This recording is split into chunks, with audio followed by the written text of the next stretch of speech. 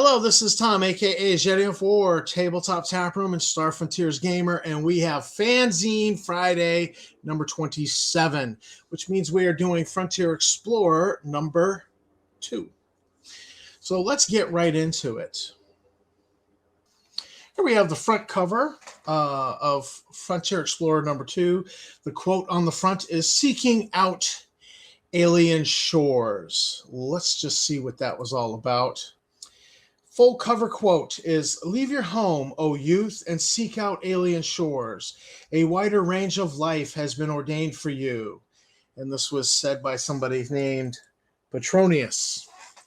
And I guess we just picked that quote because there, you can see alien shores in the cover. This cover was done by J.R. Malone. He was a friend of the Frontier from DeviantArt. So the first article is The Family of One, and this is a follow-on article to the Dralosite Creed, which was in issue 1. Now, this is about doing a write-up and adding practical stuff in there for you to sink your teeth into if you're playing a religious Usarian who is a follower of the Family of One. And again, I've got to specify that there's been a lot of collaboration in the starfrontiers.us forums. So even though my name's on this because I was a primary writer, I did benefit from a lot of people making other suggestions. And so this is very much a group effort. And I want to thank those people who just contributed, even if it was just one post. So initially, there's a discussion of what the Family of One looks like in the rule books. We do a background, and then we talk about beliefs. And so the basic beliefs are all Usarians are one family. The Garden of Ysera will be replanted, and Usarians will inherit the galaxy. Now, clearly, I stole that. The Usarians will inherit. I stole it right out of the Bible, but it fits here. It fits the Usarian aesthetic. And this whole idea of the Garden of Ysera is their home planet that was lost, which triggered a star exodus. And they've brought a gene bank. They've made an ark, and this ark contains all of the genetic data of all the creatures on their planet. Now, the Family of One asserts that they have, 99% of all the genetic, all the creatures. And anybody with any thought would be like, yeah, that's probably not true, because there's always new creatures being discovered here, even in the modern world. They go down to a thermal vent at the ocean floor, and they discover new bacteria, they discover new tube worms, they discover new crabs. So it's a tenet of faith with the Family of One, and you're not allowed to disagree with it, that they've saved all of the genetic coding for all of the creatures from their planet within this the Ark of Ysera that they have brought to the planet hence. And then we come down here, we talk about the beliefs, we talk about the practices. The practices are the Creed of Ysera. It's recited by religious clan observances. The pilgrimage to the Ark, I kind of riffed that right out of Islam, pilgrimage to Mecca. Well, why not? I mean, your homeworld is lost. And this Ark, the Ark of Ysera, represents a tangible connection back to your lost homeworld. So Usarians from all over the frontier will make a pilgrimage once in their life to go to hence to see the Ark. While you're there, you can buy, number 3, a planting. You can buy a seedling of the Yanyan tree. Now, the Yanyan tree is a particular tree that's significant to Usarians. It really, it's like you come to Maine, lobsters say Maine. Birch trees say Maine. Lighthouses say Maine. Well, Yanyan tree says Ysera. And so what happens is the Family of One will sprout little sproutlings, little seedlings. They'll sprout it, and you can buy one of these little small seedlings of the Yanyan tree and take it home to plant it. Well, they charge the price that they charge is not commensurate with the actual cost. It's a money making scheme that the family of one is running, and so it's overpriced, and so people are like, nobody likes it. Some people are like, I'm not going to pay that. Just, my neighbors brought a Yanyan tree back from their pilgrimage. I'll get a seed. I'll get a seed from them. We'll sprout it and plant it. So planting a Yanyan tree is one of their religious practices. It usually follows making the pilgrimage to Hence and visiting the Ark of Yazira, producing progeny, carry on the family, because we're all one family. We're all the family of one. You must carry on the family. So there's an obligation there to carry on the family. And then priestly vows. Not everybody takes those. And I rifted that right out of the Roman Catholic Church, obviously, if you know Catholicism at all. And, then I wrote some controversies because, what's a religious organization without a few controversies going on? So we wrote some controversies in, and then there's a discussion of faith and the true believers. And then we move on to friend or foe. Now, this is an interesting article because we discovered that one of the blister packs of lead miniatures produced by TSR for this game had a particular miniature, and it said on the blister pack, it said Sathar Cutter. This ship existed nowhere in game. In fact, its silhouette appears to be the silhouette. If you go to the Nighthawks rulebook, it does all the silhouettes of the ships. Well, there's a silhouette for a minesweeper. The minesweeper kind of looks like the Sathar Cutter, which is fine. Some ships could look similar. One rocket looks like another rocket. They're very similar in structure, right?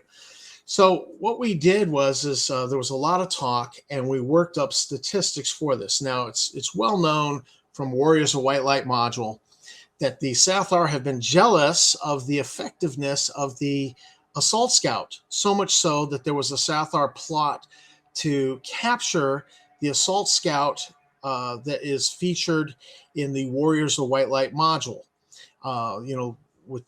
There was a Sathar agent on board the Assault Scout, and he betrays the player characters, and so that whole scenario plays out.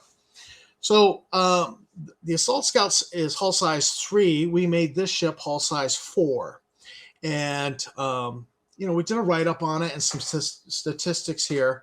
Later on, I believe I did a cross-section of it, and I think that might have got published in another magazine. So you don't get the deck plan here, but you do get statistics. And, how often do you go aboard a Sathar ship, right? How many Sathar deck plans are there out there, aside from the scout ship in the Beyond the Frontier campaign, and then the Sathar Destroyer tech manual that was produced by Tom and I at the Frontier Explorer. So that's one of the special issues that you can download is the Sathar tech manual, and you get a deck plan for a whole destroyer. But so this doesn't have the deck plan here, but it is, it has the Nighthawk statistics, and you get some scenarios involving it. So that is a really cool thing that just from this one little clue of a blister pack with a lead miniature in it with a name on it, we developed new content that's almost quasi-official content. Then you get Sci Con 1 and 2. And here's where I want to ask a trivia question. What is the last official Star Frontiers content ever to be produced? It's not Zebulon's Guide. Okay? And that last official content, even though Star Frontiers was canceled in 1984, that last official Star Frontiers content appeared in 1999, and it appeared at Sci Con 2.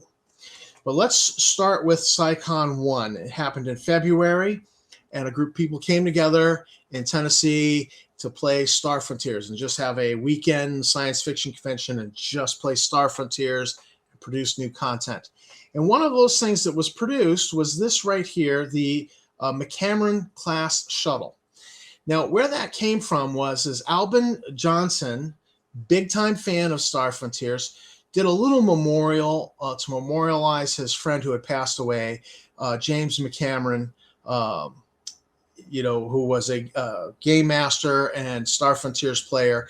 And so this shuttle was actually designed and named in his honor. And, so they did up a deck plan here and a write-up and stats. And so, you get this nice little picture. And this was featured at Sci Con 1. By the way, the links up here, some of these links are dead, but Sci Con 1 and Sci Con 2 will lead you to these locations in the Wayback Machine Internet Archive. Now, if you come here and you start clicking on all these links, you'll find these links are dead. What you really need to do is you need to back this up to an earlier capture, and then these links work. But not all, most, some. So you have to then, you can poke around and go down this rabbit hole of this other content from this Sci Con 1 back in 1999, February. And Sci Con 2 also featured the McCameron class shuttle. And so they got together, they gamed for the weekend, they had a great time, and they did it again in October of 1999. But this time they had special guest speakers. They had Lawrence Schick, co-author of Star Frontiers, with Zeb Cook and Lawrence Schick are credited on the title. So they interviewed him by telephone conference call. Everybody's in a room. They had it on speakerphone, and they asked him questions. And not just him, they also Kim Eastland, and asked him questions. And so this here is there was a recording made. Nobody can find the recording, but these comments here are written down. They were written down by an attendee of his recollection of what was said in the interview, and so that's what we have here. And I've republished it to preserve this information until somebody comes forward who was at Sci Con and has that cassette tape, and we can get that audio file and make that audio file, one, get a proper transcript, and plus maybe make the audio file available on the internet for people to listen to, because I would love to listen to it personally myself. So, and anyhow, Lawrence Schick actually signed off on the McCameron class shuttle. In fact, they had this poster done up of it. This is the official poster for the con. They mailed it to him. He signed it and mailed it back. And they presented this to Albin Johnson. And if I live long enough to outlive Albin Johnson and he has an estate sale, I'm looking to buy that. That poster signed by Lawrence Schick. So Lawrence Schick, as the creator of Star Frontiers, signed off on the McCameron class shuttle being official Star Frontiers content. And as far as I'm concerned, that's good enough for me. It's official Star Frontiers content. So this is the last piece ever created of official Star Frontiers content until there's a second edition of the game done by the owner of the IP. So little piece of trivia for you, and there it is. Not a half-bass shuttle for you to use as a runabout for the player characters in your game. And you can get this right out of the magazine, or you can use these links to go to Sci Con 1 archive, back it up to an earlier capture because those links are dead on the later captures, and then the link will work and take you to this beautiful image of the McCameron class shuttle, last official Star Frontiers content. Moving right along, we get Digging in the Dust of Laco. Now, this is one of those whole Earth ecology reviews of a planet done by me. I go into the planetary history of Laco. I do an environmental survey of the seas, the plains, the river canyons, the hill regions. We talk about weather effects, dust storms, dust spore, dust devils. The zoological survey, I created a lot of creatures to flesh out this area. The Lacosian Maui is a miniature made by Hassle-Free Miniatures, also called the Maui. And so you can actually get this miniature for if you're running this. The Flute Flutterers, I created 62 species. You get a generic stat block, but then I detailed 3 distinct species here. And so some of these might actually be an adventure pet that a player character might want to have, as like a parrot sitting on there. But it's different. It's not a parrot. It's a flute flutterer, and they're different and they behave differently. You then get places of interest on Laco, and I dug deep into all the canon, and then I created more. So you've got Pangal City, where the Pangalactic Corporation has its factories and so on, because it got control of the planet after Laco's war. You have the Battle of the Runes. I just envisioned that when the Sathar got here, they would be interested in the Tetrarch ruins that are 10,000 years old. And so when the UPF forces, when the frontier forces showed up, principally you had the Royal Guard from Clarion, which was already an organized military force, so they probably got deployed first. They had a massive armor battle outside of the ruins, the Tetrarch ruins, and so I just figured you need to have a battle the location. The rusting hulks of destroyed military equipment there. And so I just thought that could be a location, and it could be a location of interest. The ruins of Base Hedro. Hilo Hedro was the CEO of Streel. Streel was one of the participants in Laco's war. They lost. So I just thought you'd have a mercenary base, got named after the CEO. So that would be an interesting location. It's very desolate, but you might find things there. You might have action happen there. So I just thought that would be interesting. The Inara Sea Nature Preserve, it's owned by Starplay through a subsidiary. And they have big game hunts, and that's a little controversial because environmentalists say you're gonna drive these creatures extinct. Point Glass, that is actually canon. Point Glass is a significant town, and so the player characters, this is the non-Pangalactic starport. So if you want to land here, you want a full up starport where you can get services for your ship, it'll be at Point Glass unless you're in the employ of Pangalactic Corporation. Mos Eisley in Devil's Basin. This is something I created. Mos Eisley began as a bar in the middle of nowhere. Mo was a veteran of the Laco's War. And it was a bar in the middle of nowhere, and now it's a small settlement. It's often referred to as a wretched hive of scum and villainy. Anything goes there, because you need a town in your settings where anything goes. You need a wretched hive of scum and villainy. And so Mos Eisley is it. It's at the edge of Devil's Basin. Devil's Basin. Mos Eisley basically becomes the gateway to you accessing the Tetrarch ruins. Devil's Basin, the fire geysers that are out there, and so on and so forth. And then, we go into layovers at Laco. So I did up 15 different things that could happen here. And I don't know what happened to me that I didn't come up with 4 or 5 more, so that this could be a 2D10 table or a 1D20 table. And I'm like, how dumb, couldn't you come up with 5 more? So that's on me, bad Tom. And then I did a table of 20. See, I managed 20 Tetrarch artifacts. And I had just taken an archaeology class. And so you'll see in here where a lot of things have a hypothesized purpose of unknown or ceremonial. Basically, what we were told in class is when an archaeologist doesn't know what something's purpose is, they go, it's ceremonial. And I went a little crazy by putting ceremonial on almost all these artifacts. So you can dial that back a little bit. I realize now, older, wiser. Yeah, I shouldn't have done it that way. But I did it that way at the time. Next up, we have Mooks Without Number Part 2, Layover on Laco. And so this is the Part 2 of that Mooks Without Number adventure that started in Frontier Explorer 1. You get a plot where the player characters have shown up, that pirate captain Ramirez. He's been embarrassed, and this pirate band kind of has it in for the crew of the venture, the Capellan free merchant ship venture.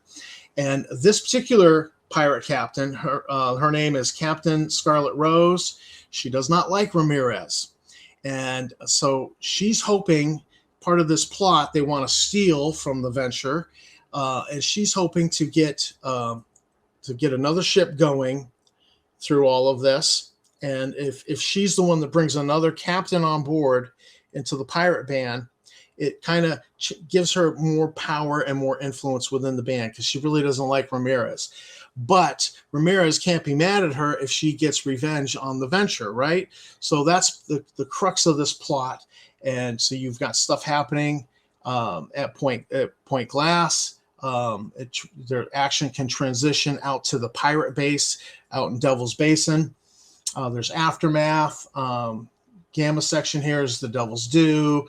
It's discoveries at the pirate base and so on and so forth. And so this is fairly extensive of an adventure. There's a lot here, I think more than you could do in one evening. So this is a pretty decent adventure, if I do say so myself, seeing as how I wrote it. And then I threw in a random cargo table here. Just like, you're going through cases. What's in this cargo case? There's interesting things in here, like used up sky suits. Useless, no value. That's a bust. But there's other interesting things in there. And then Aftermath and Leaving Laco. And then I created some new equipment for this. And to make her the femme fatale and dangerous to the player characters, I invented this pheromone perfume, which, gives you greater influence. And then I've written it up so it's something the player characters could actually purchase or find as a loot or treasure. And so you've got that. You've got this Doe's dagger. It's a dagger that's got a poison channel, and it's got basically the same chemical as the Doe's grenade in its handle, 3 doses of it. And so that's kind of a cool item. And then I just invented a load lifter because there was loading of stuff at the docks, and you need a forklift. So I just figured, let's just write it up and put it in here as well. And so here's the NPC stats. And I want to point out, this here is Marshall Ben. I need to blow that up for you so you can see him. This is I drew this portrait, and I worked from a picture of Benjamin Sisko in Starfleet uniform as my drawing inspiration. And I named this character Marshall Ben Brooks because Ben, or Benjamin Sisko, first name, and Avery Brooks is the actor, and I took his last name. So this is Marshall Ben Brooks, and this was my copying, more or less, of a picture of Avery Brooks as Benjamin Sisko. And so it's one of my favorite pieces of art that I've done. And I just like Avery Brooks because I think he's cool. Next up we have is Dust. All we are is dust in the void. Rifting off of All we are is dust in the wind, that old song. I said in the previous Fanzine Friday that this article had been in the Star Frontiersman. I was incorrect. This article was here. I thought I had done a hazardous environment article and put it in the Star Frontiersman. I guess I was wrong. But I had read this article. This link still works. This Universe Today. And this is an article about moon dust and how toxic and hazardous it is. And I read this and I thought, oh, this is fantastic. I should write this up and give it effects in game. So that is what this article is all about. So this article is short. You can read this, or you can read this. This is just me applying what I read in that Universe Today article and giving it game effects on the ships, on the outposts, on spacesuits, on the characters, because it turns out, it sounds like lunar dust is fairly dangerous. It does have some danger to it that you need to be mindful of. Next up, we have the Eorna Defense Installation, written by Jim Young. This is a location on Volturnus. And so this was a Eorna defense installation for defending their planet. It obviously didn't work out so well with them with the Day of Doom. So these are ruins that are 900 years old. And this is an adventure location. You get a nice cross-section. You get the maps of the areas. And so this is a, if you're adventuring on Volturnus, this is a great little addition. And this is Eric Iggy Windsor's The Great Aquatic Sandworm of Moonworld. This is going to become his feature in the Frontier Explorer for a long time. And so every issue he writes a Jurek Hangna biologist, zoologist article. And so this Yazarian zoologist goes out and studies things. And so you get these articles, and it was kind of like the ecology of articles back in the Dragon magazines back in the day. So every month Eric did this, and you've got these great editions with the Aquatic Sandworm from Moonworld. He actually did this nice chart with stats for it as a hatchling, a juvenile, an adult, a giant, or gargantuan sized. And now the creature tables in Alpha Dawn don't go to gargantuan size, but we've been discussing that there really ought to be a gargantuan size. And he included that in here, and I thought that was cool that he did. Some artwork, and then finally we get Grymz's Guide to Intergalactic Conquest. And, more of the cartoon. So this is Tom for Tabletop Taproom with Star Frontiers Gamer. Read the magazine and enjoy it. It was a lot of fun to work on. We had more people beginning to get involved with Tom and I on this. And check out the McCameron class shuttle. It's a great little shuttle. Last official Star Frontiers content signed off on by Lawrence Schick, creator of the game. So, a little piece of history there, a little piece of trivia with that. And it's a great little runabout shuttle for a player character party. You might as well use it. So this is Tom, and I will see you in the frontier.